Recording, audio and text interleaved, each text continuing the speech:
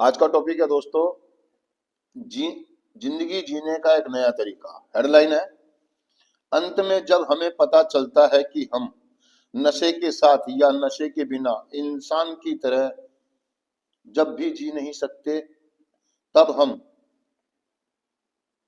सब एक ही भ्रम जाल का सामना करते हैं।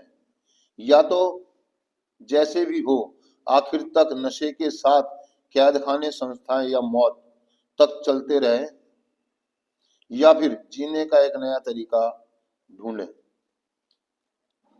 आगे कह रहा दोस्तों, सक्रिय एडिक्शन का सबसे बुरा पहलू याद क्या था?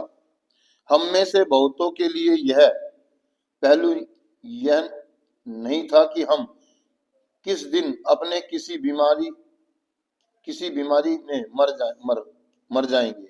इसका सबसे खतरनाक पहलू यह था कि हम रोज जिंदा मौत के अनुभव से गुजर रहे थे। जिंदगी की अर्थहीनता का सिलसिला कहीं पर भी खत्म होता नजर नहीं आ रहा था। हम भटकते प्रेतों की तरह अपने को महसूस करने लगे थे, ना कि अपने को आसपास के संसार के जीते जागते और प्यारे भागों के रूप में अपने को महसूस कर रहे थे। दोस्तों, मतलब आज का टॉपिक ये बताना चाह रहा है, जिंदगी जीने का एक नया तरीका हमें मिल गया, हम ढूंढ लेते हैं ना।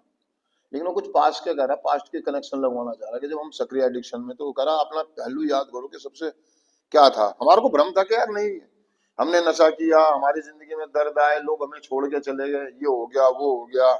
हमने मतलब क्या नहीं, मतलब दूसरों को दोषी ठहरा रहे थे अपने हालातों का। कभी हमने गौर ही नहीं करा। लेकिन क्या होता कि हम दूसरों को दोषी ठहराते ठहराते अनंत हम ना ऐसे मतलब चक्रियों में या कैसे जाल में फंस जाते हैं ना, मतलब हमें नजर ही नहीं आ रहा होता ना, अब हम करें क्या, जाए कहाँ।